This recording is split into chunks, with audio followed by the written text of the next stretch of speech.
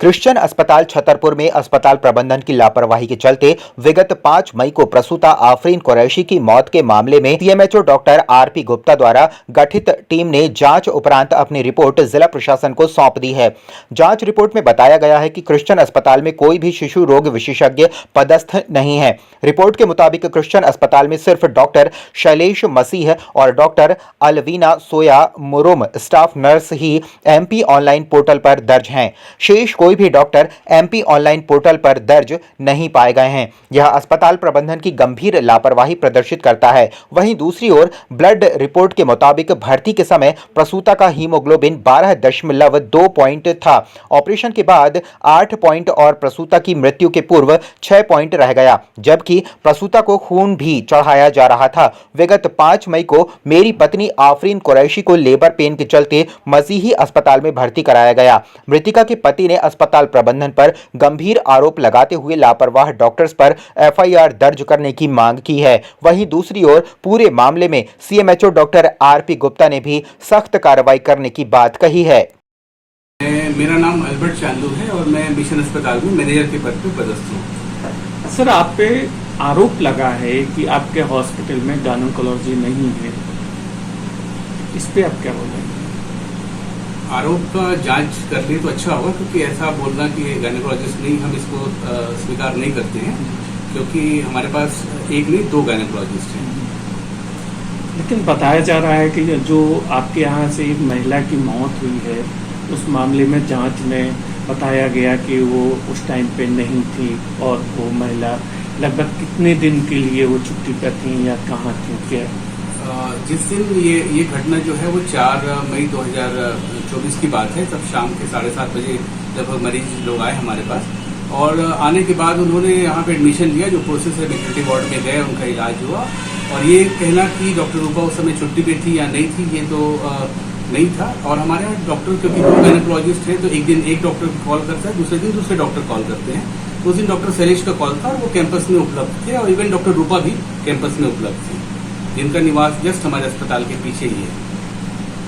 लेकिन सर, उनका आरोप जो है, जो आपके 5 लोगों की कमेटी ने आरोप सिद्ध किए हैं कि ऑनलाइन में जो भी ड्यूटी में था वो नहीं थी। ऐसा कितना टाइम है जो डॉक्टर नहीं?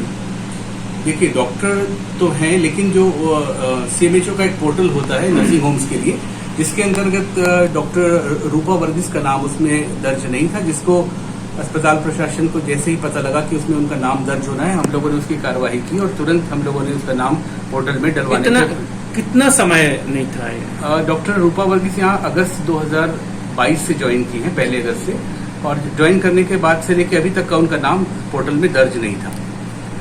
इतने टाइम में कितने, जब वो छुट्टी पे रही, कितना टाइम होगा, कितनी डिलीवरी हुई होंगी, और अप्रैल से अभी तक कितने प्रेग्नेंट महिलाएं खत्म हो गई? अभी तक प्रेग्नेंट महिलाओं में की संख्या जो है वो अप्रैल 2024 से बात कर रहे हैं जी। अप्रैल 2024 से सिर्फ एक महिला की मृत्यु हुई है। तो मेरा तीसरा बच्चा डिलीवरी के लिए था, तो इंडिया हम लोग वापस आए थे कि यहाँ तीसरा बच्चा डिलीवरी हो जाएगी, क्योंकि 2 बच्चे के साथ मां केयर नहीं हो पा रही थी। तो यहाँ मिशन हॉस्पिटल में रेगुलर चेकअप करा रहे थे, कोई प्रॉब्लम नहीं चल रही थी। और 4 मई को लेबर पेन हुआ तो उनको एडमिट कराए। डॉक्टर ने कहा सिजेरियन होगा, क्योंकि 2 बच्चे तुम्हारे सिजेरियन है। उनको एडमिट कराए, और हमने उस एडमिट कराने पर हमने देखा कि डॉक्टर शैलेश मसीह ऑपरेशन के टाइम पे बाहर घूम रहे हैं। तो हमने ऑब्जेक्शन उठाया कि आप कहाँ हैं, बाहर क्यों जा रहे हैं? तो वो जल्दी से ओपीडी से अंदर चले गए। और फिर बाद में क्या नोट करता हूँ कि थोड़ी देर में बच्चा पैदा हो गया, और कुछ देर बाद 1 घंटे बाद ये लोग बोलते हैं कि आफरीन को ब्लड चाहिए, ब्लीडिंग हो रही है। इस तरह से उन्होंने 3 ब्लड ब्लीडिंग के लिए 3 ब्लड यूनिट मंगाया, और बाद में फिर से ऑपरेशन किया, एक और ऑपरेशन किया, और उसके बाद कह देते हैं कि हम आफरीन की बीपी लो होता जा रहा है, और उसको डेथ डिक्लेयर कर दिया।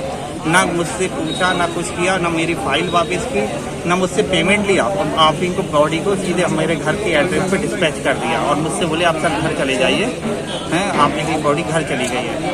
जब तक मैं समझता या कुछ होता तो आफरीन को हम लोगों ने कर दिया। फिर मैंने आफरीन की जब फाइल मांगी इनसे, तो मुझे फाइल दीजिए, तो ये फाइल भी नहीं दिए, और मैंने एप्लीकेशन लिखी और PI साहब को इन्फॉर्म किया है, जब जाकर वो फाइल उन्होंने मुझे दी थी। सीसीटीवी फुटेज है, स्टिंग ऑपरेशन है, जिससे डॉक्टर मुझे 50 लाख रुपए का ऑफर कर रहा है और डॉक्टर ये भी बोल रहा है कि ये हॉस्पिटल का प्रोसीजर है, मैं केवल ऑन कॉल डॉक्टर में सिग्नेचर करता हूँ। 21 मिनट का वीडियो है जो केवल 3 मिनट का मैं आपको शेयर कर दूंगा।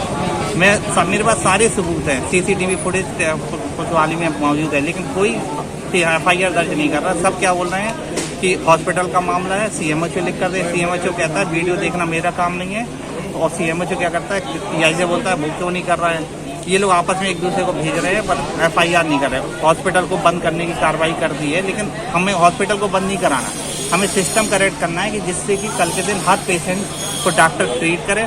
और जो डॉक्टर है, जैसे कि एनेस्थीसिया डॉक्टर है अभी मिशन हॉस्पिटल में, वो बच्चों का एक्सपर्ट बना बैठा है जुएल करके।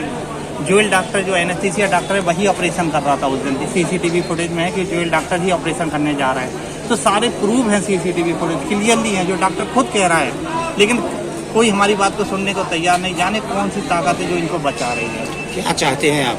हम FIR चाहते हैं और कार्रवाई करना हो, जिससे कोर्ट का जो संवैधानिक कार्रवाई है वो पूरी हो। मैं भी बच्चे के साथ फिर वापस कार्रवाई करके अपने वापस नौकरी करने वापस जाऊँ और लाइफ अपनी शुरू करूँ। 1 दिन की छोटी बच्ची है, एक जो आपने इंतकाल की, तो उसकी 1 दिन की बच्ची भी पैदा हुई थी, उसको देखना है, उसका भी पूरा करना है। 2 बच्चे, उनकी पढ़ाई लिखाई